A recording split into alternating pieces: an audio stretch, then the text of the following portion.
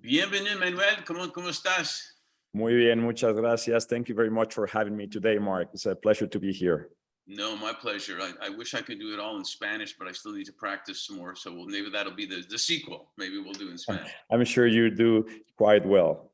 Well, I wish I did half as well as you do in English. So we'll get to that sometime. But initially, hey, shout out and thanks to Ana Maria for introducing us. That's great. We appreciate it. It was Ana Maria, wasn't it? That introduced. Yeah, that was it's a Ana Maria in Geneva. That's correct. Yes. Okay, yeah, just making sure I didn't make a mistake there. No, she's awesome, and in fact, her Leaders Who Care videos are this week. They're being highlighted this week. So oh, fantastic! You should check it out and see how brilliant and wonderful and lovely she is. Which you know. We'll do for sure. We'll do for sure. Well, let's start this way. Can you briefly introduce yourself? A little bit more about who you are, where you're from, family, your favorite color, maybe something you've never told anybody in the world, and now's the time. Yeah, no, my name is Manuel Barreiro. I was born and raised in Mexico. I am the founder and president of the Aston Group, which is a private equity firm that does projects in North America and in Europe. And we do a lot of real estate as part of our projects, but we also are heavily invested in technology and green energies nowadays.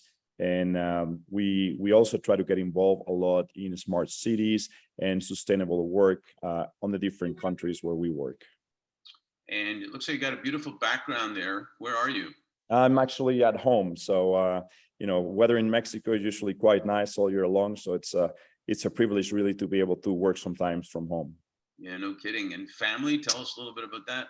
Yeah, I have 3 children. I have a daughter, Luciana, she's 15, Manuel, who's 12, and then Maria Julia is 10. As a matter of fact, we were just this weekend on the Formula One in Mexico City. It's the first time. They really, really enjoyed being there. It was a fantastic party in Mexico. Very, very nice. A lot of tequila flowing or what? A little, not so much with the kids, but you can see a lot of the people actually, going hard on the tequilas for sure. I'm glad you clarified it, not so much with the kids. That was a good clarification. With alone might be a bit different. Yeah. Yeah. No, that's and everybody can still hear after that? Yeah. Okay. Yep. So when you were a kid, did you have an interest in Legos? Did you have an interest in, when you look at buildings or parks or things like that? I want to know if you had an interest in that then, because I want to know, when did you discover what we all call the why now? Yeah, I think I was. Obviously, Legos back then were not as nice and sophisticated as they are today. Right. But yeah, I was interested in Legos and also some local wood and plastic construction toys as a kid.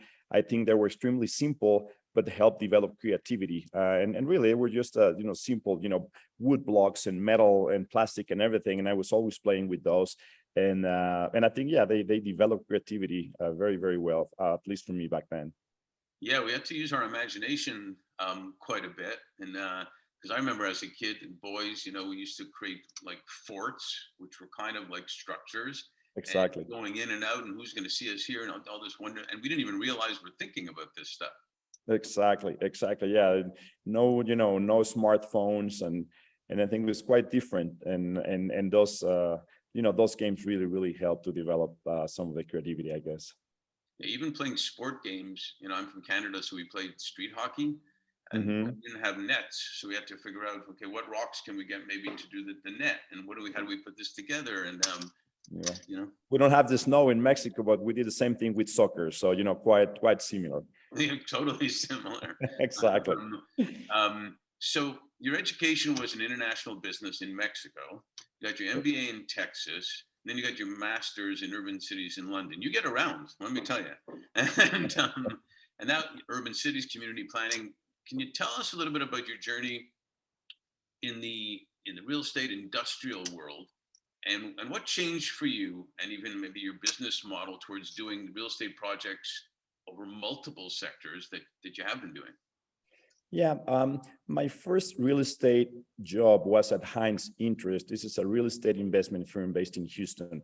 There, I gained experience in finance and marketing, and then became a director and a partner in Mexico. However, I wanted to branch out on my own and took the entrepreneurship road by investing most of my salaries and bonuses in the world of tiny houses.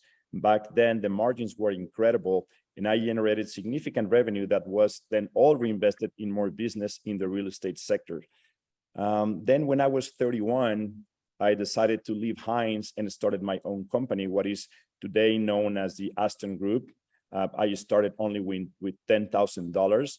And in the first couple of years, we raised more than $50 million from institutional investors in the US, mainly actually from university endowments like Harvard, Duke, and Michigan. And we have an investment program, and we were able to commit all the money in half of the time. So this really helped create capital for the company, and it continued growing rapidly. So then I decided to expand and build a business in Europe as new opportunities arose, until we reached an investment of more than $1 billion. And there was mostly real estate related. So, as you can see, the world of real estate is embedded in my DNA. However, I know diversification is key. And therefore today, the group is focused on technology, natural resources, and green energy. And real estate is only about 40% of all our operations. And, we're looking into green energy and new technologies. I start looking into smart cities and sustainability, and that's how, things got, evolved. And also, I think, going to the London School of Business and discussing these topics in more detail really helped me to get into this new area, if you would, on sustainable cities. So that's quite a journey that you summarized and made it sound simple, but it wasn't that simple necessarily. For example, tiny homes that you talked about, there's so much conversation now about homelessness and tiny homes, and so much money spent, and to some degree, I would say not effectively. Was homelessness a thought process back then? Not so much. It was really just the market was there. And, as you know, in real estate, there are a lot of different real estate projects or real estate divisions or areas, but a lot of them have certain similarities like demographics. And lucky enough, in Mexico, you have a lot of young people, and there is a big need for small houses or inexpensive housing still nowadays. And I guess, back then I was one of the first one that was really thinking about this, and, it paid very well, and the margins were huge. I mean, if we still have those margins today, we'll have, so much money coming in. Back then, there was not so much institutional money coming into the country as, we have today. So, the margins were just incredible. Yeah, that's really something. And, you talk about smart cities, you talk, and the homeless that are in smart cities, and there's a lot of problems, obviously, with, even in the States and other countries, first responders that can't afford a home, fire department, teachers, whatever, in the city, and so they're trying to be a balance. So how do you make it attractive and affordable, and how do you also make it, a happy, healthy place to live? And as you said, with the energy, how do you do that at an effective, to make an economic and social impact at the same time? How do you balance all that? I think, when you do sustainable or smart projects for cities or even villages or, or small cities, the most important aspect is not the financial return, but rather the social impact it will generate for the community. I think this is really important. And I know this might sound trivial, but it is true. Of course, you need to look at the project returns, but the intangible aspect or result must be a significant percentage of your underwriting. The solution should be to improve people's quality of life, or, reduce their carbon footprint, improve connectivity, or even reduce the stress levels with a well-planned project. Sometimes it's less complicated than it sounds, but you need to think that your projects, regardless of the location or the country, should include more social spaces and mobility. You need to promote biking instead of cars, and you really need to use technology to provide long-term solution to short-term problems. So if you think longer term, is usually easier. And again, sometimes it's easier than what it sounds.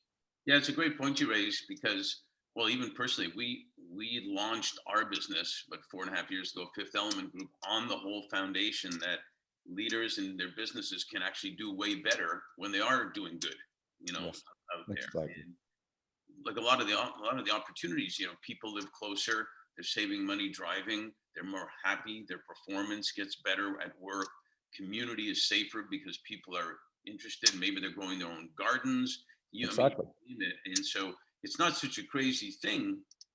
I'm preaching to the choir here. It's not such a crazy thing to concentrate on social and environmental impact because of the impact it makes on the business and people, etc. Exactly. And that leads me to another point: the digital divide, which is one of the gaps that we're talking about. It's been a huge issue because of equal access to the underserved, to the minorities. Talk a little bit about green mobility services and the impact that did create, including around education, etc. Yeah, I mean, nowadays, these are big topics, of course. The digital divide should be shrinking with new technologies worldwide, but it is going in the opposite direction. Developed countries keep progressing in connecting their people and improving services, just like South Korea, for example. And in contrast, developing countries move at different rhythms, especially in small cities and communities. And this is accelerating the education gap every year. In my view, it is imperative that both the private and the public sectors work together on this. Otherwise, developing countries will be unable to catch up with inequalities due to the lack of education, and this will keep pushing social problems to level we can still not imagine. And regarding, I'm gonna just move in here. I'm getting the sun on my face. Sorry.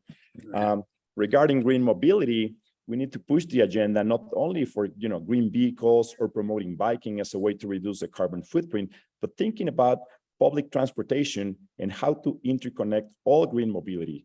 We should not just think on separate initiatives, but rather on complete mobility programs, and especially in countries like the US, where public transportation is decades behind some other countries. It needs to be well planned and accessible for us. This is something that governments need to take very seriously and act now, not 5 years from now. I really like a phrase from Enrique Peñalosa, the former mayor of Bogota. He says, and I quote, "A developed country is not a place where the poor have cars, is where the rich use public transportation."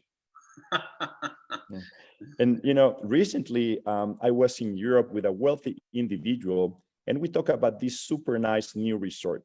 He said he will not go because there was no public transport to get there. And this guy has a helipad on his house. He could fly from his garden every weekend into this place, and still he will just not go. Or look at ministers in countries like Switzerland or Luxembourg that take the train to work or commute to other cities like any other average person. This is something to reflect on and to work on, really. Yeah, and then just the simple benefit of community that happens at the same time. I mean, I remember as a kid in Montreal, I took the metro and the bus to the metro, and I met people on the metro. And in the winter, it was freezing, so we were on the metro because it was underground. It was Exactly. we were always on the metro, but it did force you, if you will, to be engaged with people. And that you got Exactly. to make it safe, and you got to make it clean and all that. But that the ROI on that is spectacular, economically and socially. And so, we talked a little bit before. I said one of my clients has this. They're in healthcare, and they said there's Einsteins everywhere. Well, if the digital divide isn't solved, we're going to miss out on a lot of those Einsteins. I agree. Fully agree. So, um, it leads me to another point. We do a lot of work in well-being, and because it impacts every facet of talent and business performance and whatnot. And I always love studies I've read where they talk about the thing that fills people's hearts and souls more than anything is belonging. Agreed. Community, belonging. You want to be on a team. Most people don't want to be alone. And so I don't know if you ever heard of Blue Zones. You're familiar with Blue Zones? Yeah. Yeah, absolutely. It's incredible, where people live the healthiest, longest lives. Yes.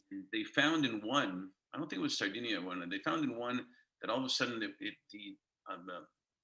amount of years they lived went down, and they studied it, and they realized that some people moved out of the community for some reason, and it really impacted the Yes. way people were. So would you say you're in the business of improving you said you were in the business of improving people's quality of lives? And when we part of our business is bringing great talent to companies. We talk about their financial, physical, and mental well-being. So quality of life is all those well-beings, part of a healthy community. Can you comment on the speech I just gave about that? No, I mean, definitely. And I think not only us, but I think developers have the ability to improve people's quality of life. This is why I love what I do.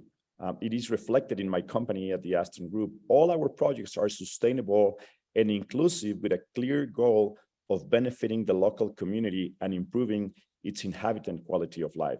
I think this is mainly achieved by creating social sites, as you say, where people can interact, that are more inclusive, to help reduce inequalities, and to make sure people with different levels of income can have access to many amenities and can share them.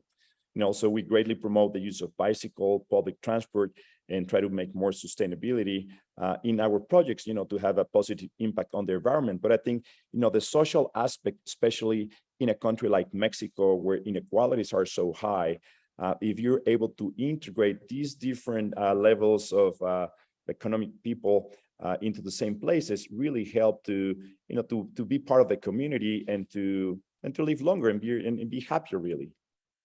Yeah, and I'd love your opinion on. I've had some clients, for example, that have put. I had one client at World Headquarters in Miami put a daycare center in their headquarters because they realized they had a lot of young families. They were stressed out about having to get back and pick up the kids and do this and this and this. And how do we take care of them? That came up, and there was discussion, and then they said, how about a daycare center? Yeah, ROI was unbelievable just doing something like that, including the leaders of our company actually really do care about us. exactly. Which is why we have this leaders who care. It actually does work. Exactly. About them. And Very nice. one of our other clients has dry cleaning in their company and this and that and whatever things that take care of. As one client told me, it's if we can give our employees more time to spend with their family, more time to do their work effectively and handle issues that take the energy and everything out of them, that's super valuable too. So I'm assuming that comes into obviously the conversation of smart cities. And my last thing I'm going to say about that and get your comment on is with the remote work right now and what's happening in commercial real estate with companies not signing long-term leases anymore. How do you see all that fitting in? I think I think this could be related somehow to COVID. Some people, might argue that 2020 was quite slow, and that now everything is flying. And I am not sure that I would agree with that. I think for me, COVID helped me, for example, take a step back and rethink how we operate and plan our business and life, not only on a yearly basis, but thinking 5 or 10 years ahead. And if we now think that 2021 or 2022 are flying, or you're not giving enough time to family, it's because maybe some people just returned to do the same things they did before COVID and did not reshape their business or even their lives. And honestly, today we live in a different world. And people are just doing the same thing, and that is not helping. I think we need to take advantage of the learning curve of this social dilemma. We should be doing things differently today and even be happy about reshaping ourselves more humanly and smartly thinking on how to do business. I mean, personally, I am grateful that I'm giving myself more time for family and foundation, even, with some of the traveling is back. And now, I really try to push this down to all the employees. And as you say, very simple things, are better, just giving more time for the family or just doing small things. In my case, they're getting now more involved in our foundation. We help a lot of students with education, and you give them some time for that, and they share the vision, and I think it's better. I mean, we should really try to be better human beings with everything that has happened, instead of just being complaining about what happened. Well, you're certainly not going to get into politics, that's for sure.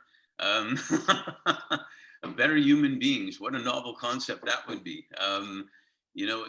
One thing you said there that I loved is, and I've had this with clients telling me that it's happened, is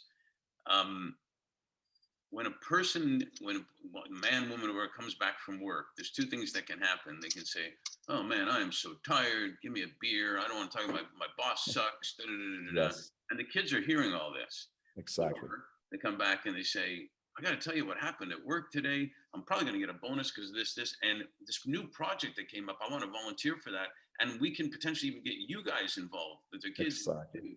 And all of a sudden, speak about sustainability. If you get that mindset down to the family, that this is actually cool, working for a company or working on your own or whatever it is. Look how excited mom and dad are. Kids pick up one or the other.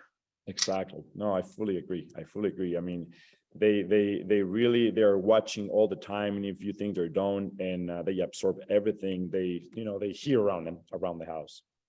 Yeah, it's so it is really important, and even taking walks in a smart city, to Exactly. even bring community together and whatnot. So, last thing I wanted to ask you on this part is, when it was 2021, one of my clients told me, I learn a lot from my clients, so I just listen to them. They he said, the year 2020 was the year that flew by slowly. And I thought that was kind of brilliant and interesting, because it's a oxymoron, if you will, or a Yeah. contradiction. Um, then, like you said, 2021, 2022 have kind of like been humming and zooming by, literally zooming by. Um, Mhm. what do you think you're most grateful for, keeping all that and where we're going? What do you think you're most hopeful for as we head into 2023? Um, I think, again, as I said, if you really took some of the learning experiences from, from the COVID area, if you want to call it that way, and you really think, how can this be helpful in our lives? And of course, I always love talking to people in person, but also I think, Zoom has brought or technology has brought many advantages, and some of these are just related to make your time more efficient. So if you're able to actually take that technology and use it properly, and have more time for you, for the family, and to give back for whatever you do, or to do more sports, I think you're in a good track. If you are just, instead of doing that, just taking more Zoom calls, traveling more, and trying to catch up, then you're just destroying your life. And I think you can really do a lot more today than what you were able to do before. And I was in another interview a few months ago, and somebody asked me, how has the real estate changed over the last 20 years or so? And I said, well, now you can do in 10% of the time what you used to do in 90% of the time, just because you have everything. I remember back in school, people drawing 100 drawings just to deliver one project. Today you can do everything in CAD and BIM and everything, and in a call everything is resolved. So I think just taking advantage of this new technology should be something to think on, and really just looking at how can you have more time for yourself and for the things that you like. Life goes in a blink, and I think you need to take advantage of it as much as you can. It does. So, is that what you're most hopeful for? That people take advantage that way? Absolutely. Absolutely. Super cool. Well, listen, thank you so much.